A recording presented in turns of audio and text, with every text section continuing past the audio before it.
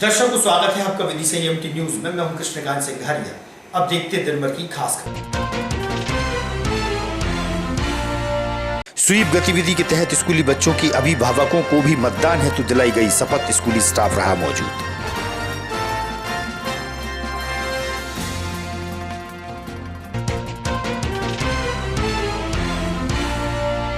Train की चपेट में आए 2 युवक, मौके पर हुई मौत। जीआरपी ने लिए मामले को संज्ञान में। पारिवारिक विवाद के चलते आए ट्रेन के सामने।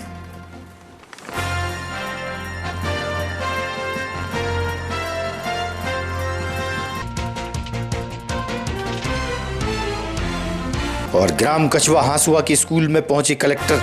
शिक्षकों, पालकों, बच्चों को मतदान हेतु दिलाई शपथ, किया जागरूक।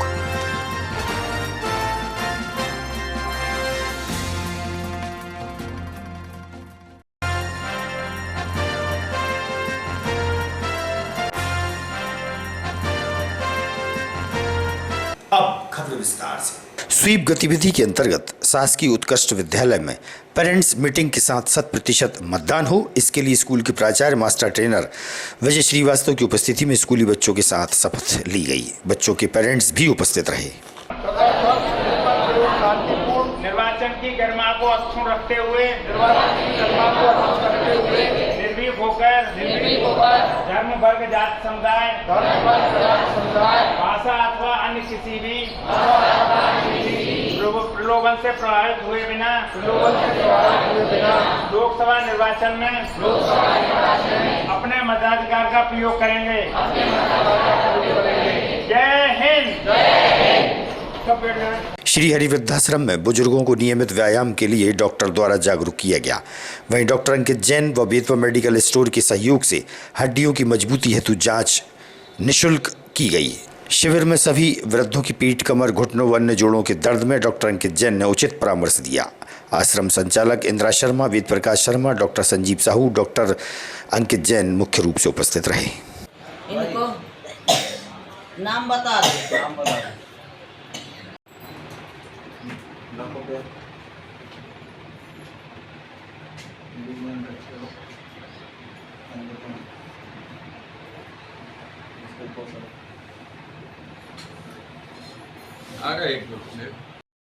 ऊपर आपकी आई है जांच, हड्डी कमजोर है तो उससे क्या हो सकता है? उससे अपन थोड़ा बहुत स्लिप हुए, कहीं पे गिर गए, है ना, थोड़ा भी फर्श पे स्लिप हो गए, हड्डी फ्रैक्चर होने का डर रहता है। ठीक है, जिसके प्रिवेंशन के लिए हम बेसिकली कैल्शियम और मल्टीविटामिन की विटामिन D3 की टैबलेट्स आपको देते हैं, जिससे आपकी जो है हड्डी मजबूत बनी है। ठीक है, साथ ही में आपको कुछ चीजें और करना है। जमीन पे उतरू नहीं बैठना है, पालती मार के नहीं बैठना है। ठीक है, कुर्सी पे बैठ के सारे काम करने हैं। ठीक है, जिससे आपके घुटने खराब नहीं होंगे जल्दी। ठीक है, घर पे यहाँ पे रहते हैं तो ऐसा नहीं कि अपन को पूरे टाइम सोते रहना है या कुछ करना है, कुछ ना कुछ काम करना है, चलते फिरते रहना है। चलते फिरते रहोगे तो शरीर में हड्डी की जो मजबूती है वो बनी रहती है। ठीक है, अब मैं एक एक करके आप लोगों को देखते हैं।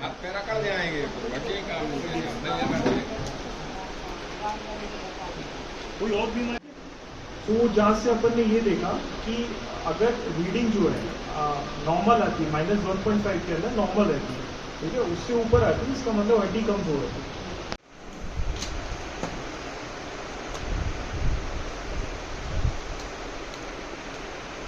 लोहांगी मोहल्ला निवासी सुरेश अहरवार पत्नी प्रियंका अहरवार व पड़ोसियों के साथ कोतवाली थाने में पहुंची, जहां उन्होंने शिकायत की कि बाल विहार के सूखे व पुराने वृक्षों की कटाई हो। बताया कि 23 अप्रैल को बाल विहार में लगे वृक्ष पर लगे झूले में झूलने के दौरान उनकी 7 वर्षीय बेटी पीहू पेड़ के झूले के टूटने से नीचे आ गिरी थी, जिसकी भोपाल में इलाज के दौरान मौत हो गई। इसीलिए पुराने वृक्षों को हटाने की मांग की गई ताकि ऐसी घटना की पुनरावृत्ति ना हो। अस्पताल में बोलत रही, हम लोग तो बाद में गए, जब मना पड़े तो जाके सारे के पैसे निकाल लेता तो उसका इलाज है और अगर इलाज कीजिए तो कुछ हो जाता है। तो आप बोलते रहते हैं, अगर वो डॉक्टरों को बोलना चाहिए।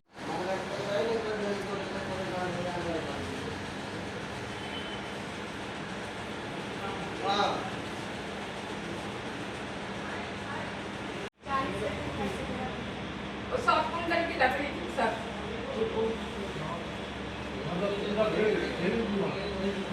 ये सब नहीं लेने गई, इनसे पूछो।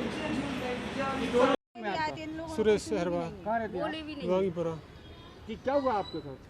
मेरी बच्ची के साथ घटना हुई है। मुझे तो फोन कहाँ पर हुई थी? साबरकर बाल विहार। जी, क्या घटना घटी थी? वो दोनों बच्ची पेड़ पे झूल रही थी, वो झूले पे झूल रही थी। झूलते झूलते पेड़ की आवाज़ आई तो दोनों बच्ची भागी, तो एक बच्ची भाग गई और एक बच्ची के ऊपर पेड़ गिर गया। तो जिसके डाल ऊपर पेड़ गिरा है उसका नाम क्या, उम्र क्या है? पीयू हरवार 7 वर्ष। अच्छा, कब की घटना है ये और 23 कहाँ इलाज का चलाया गया था? 23 तारीख को घटना है, 4:15 की घटना है। और जहाँ से मेडिकल कॉलेज हॉस्पिटल में भर्ती कराया, 1-2 घंटे से इलाज चला। उसके बाद उन्हें भोपाल रेफर ले गए। बेटी चली गई। क्या हुआ फिर उसके बाद? इसके बाद उन्हें भोपाल ले गए और भोपाल में सिर्फ उन्होंने चेक करा और बोल दी धड़कने बंद है।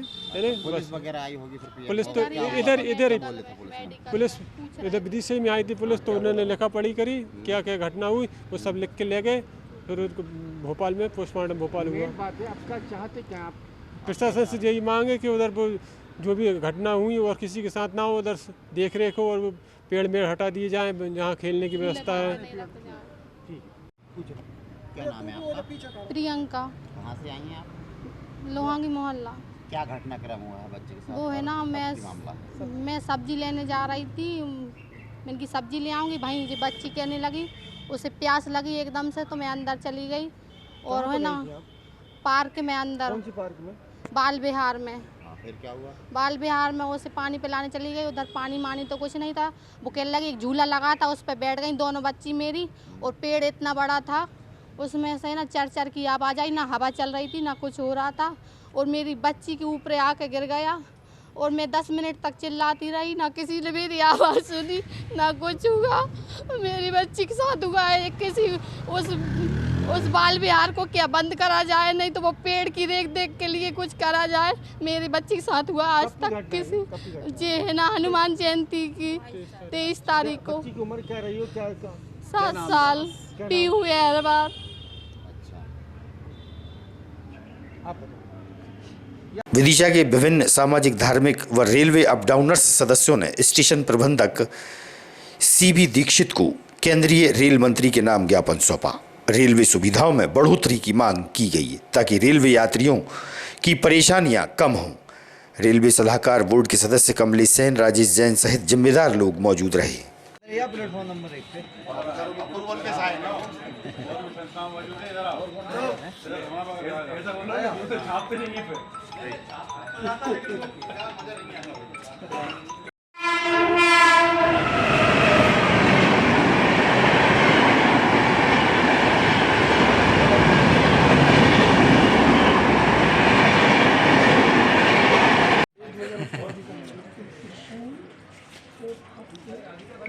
जल्दी आओ, फटाफट टाइम चलते जाओ।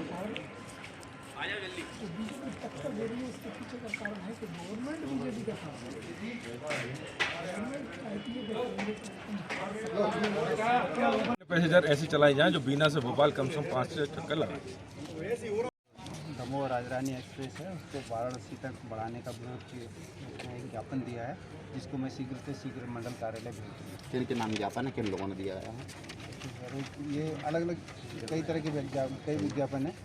ये Vidisha chamber of commerce and industries का है, दूसरा है रेलवे अपडाउनर प्रोग्रेसिव वेलफेयर एसोसिएशन का है, सावरकर बाल विहार कल्याण समिति का है, सत्य की सरकार का है, सनातन श्री हिंदू उत्सव समिति से है। नहीं, क्या ज्ञापन जो सौंपा गया, भारतीय ग्राहक पंचायत का है। ज्ञापन जो सौंपा गया उसमें क्या मुख्य मुद्दा क्या है? क्या मुद्दा है कि राजरानी को यथावत ऐसे ही रहने दिया जाए। नहीं, क्या कर रहे हैं उसमें, क्या परिवर्तन किया गया है? उसको नहीं किया नहीं गया है, वो जो उन्होंने बताया कि जैसे अखबारों में जैसे पता चला है कि उसको वाराणसी तक बढ़ाने के संबंध में है। तो उससे क्या प्रॉब्लम होगी, क्या दिक्कत होगी यहाँ पर? उसको कई जो लोग अप डाउन करते हैं, कई लोगों की रोजगार की कमी आएगी, या कई विद्यार्थी हैं उनको वो गाड़ी समय से नहीं मिल पाएगी, इस तरह की दिक्कतें। ठीक। कमलेश जी, आज यहाँ पर जो कौन सी ट्रेन के बारे में आपने किस संबंध में ज्ञापन दिया, किनको दिया, क्या पूरी मांग है आपकी?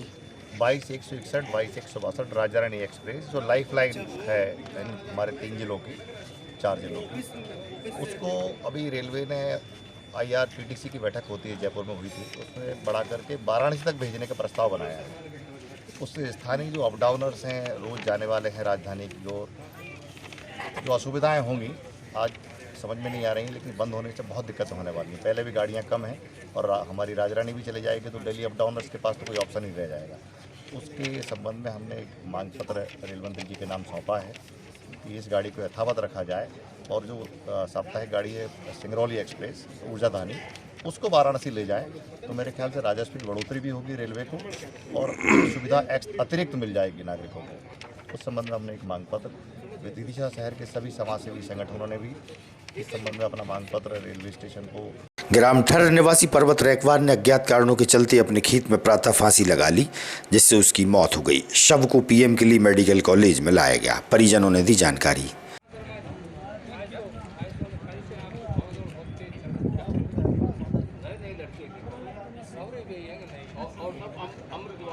पर्वत ना हो तो कितनी उम्र होगी? 22। कब लगाई फांसी? सुबह 7 बजे। क्या कारण रहा फांसी लगाने का? कारण का कोई पता नहीं है साहब। अच्छा, कुछ जानकारी? कोई जानकारी। कौन सी कक्षा में पढ़ता था? वो तो मजदूरी करता है। मूलरा पीताम्बर निवासी हरिराम अहिरवार का रविवार को बरवाई के पास एक्सीडेंट हो गया था। गंभीर हालत में इलाज के लिए शासकीय अटल बिहारी वाजपेयी मेडिकल कॉलेज में लाया गया था, जहां उसकी मौत हो गई, परिजनों ने बताया। मैं आपका लल्लू, कहाँ रहते हैं आप? मूलरा पे। क्या हुआ आप? भाई खत्म हुआ। कैसे खत्म हुए? हमें कोई पता नहीं साहब। कैसे जानकारी मिली आपको? हमें का काम करा तो नहीं, चौकीदार ने। कब हुआ था एक्सीडेंट? वो जो पता नहीं, हमें सुबह पता 7 बजे लगे सर। तो अभी कहाँ पर आए आप? हम विदिशा आए। अच्छा अच्छा, क्या नाम है उनका? हरिराम है। अच्छा, उम्र कितनी होगी? उम्र 45 वर्ष। खरी फाटक रेलवे ओवरब्रिज के पास ट्रेन की चपेट में आने से 2 युवकों की मौत होने का मामला प्रकाश में आया है। मौके पर जीआरपी पहुंची। पीएम के लिए दोनों के शवों को भेजा गया। मृतक के मामा ने बताया कि दोनों रिश्ते में भाई थे। एक का नाम बूरा और दूसरे का नाम अमित था। पारिवारिक विवाद में पुलिस कार्रवाई के डर से ट्रेन से कटकर आत्महत्या कर ली। दोनों की उम्र 20 से 22 वर्ष बताई गई है। फिलहाल जीआरपी द्वारा मामले को संज्ञान में ले लिया गया है। मेरा लाला राम। क्या घटना घटित हुई है, किनके साथ हुई, कौन है? कुछ नहीं, वो बहू बाहर जहर खा लिया था कल। रागनी तो उसने जहर खा लिया। बिन्ने सोची जे हम फंसेंगे, सुबह रात में बिन्ने कर लिए जो घाटन। कौन है ये लोग, क्या नाम है? ये हमारे भानेज हैं। क्या नाम है? एक का अमित है, एक का बूढ़ा है। अच्छा, दोनों भैया थे? 2 काका बड़े दाऊ के थे। अच्छा, हाँ। क्या कारण रहा? डर की वजह से? डर यही है, डर उसका और कुछ नहीं है। जो बहू जो लड़ पा रहे हैं, जिन बहू ने खा लिए जहर। बिन्ने सोची हमारी भी घटना घटेगी। इस चक्कर में नहीं कहा तो बेचना पड़ेगा। आत्महत्या है कि ये का? अब ये हमें नहीं मालूम ट्रेन कौन सी थी। हाँ, ये हमें। एक की तो 21 साल करीब है, वो भी 22-23 से 2 ही बराबरी के ही है। पत्नी किसकी थी? पत्नी भूरा की थी। हाँ। कलेक्टर बुद्धेश कुमार वैद्य ने स्वीप गतिविधि के तहत कहा कि विदिशा करेगा 100% मतदान थीम पर ग्राम कछुआ व हांसुआ के स्कूलों में पहुंचे। पालकों सहित शिक्षकों व बच्चों से संवाद कर मतदान के लिए फोकस किया। इस मौके पर जिला पंचायत सीईओ भी उपस्थित थे।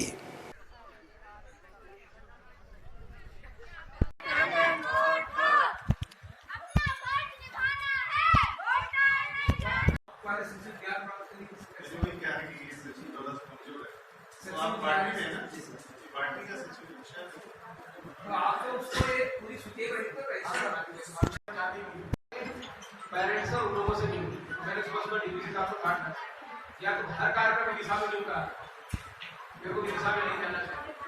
मुझे जो है किसी गांव में जाना, उन्होंने फिर आपके गांव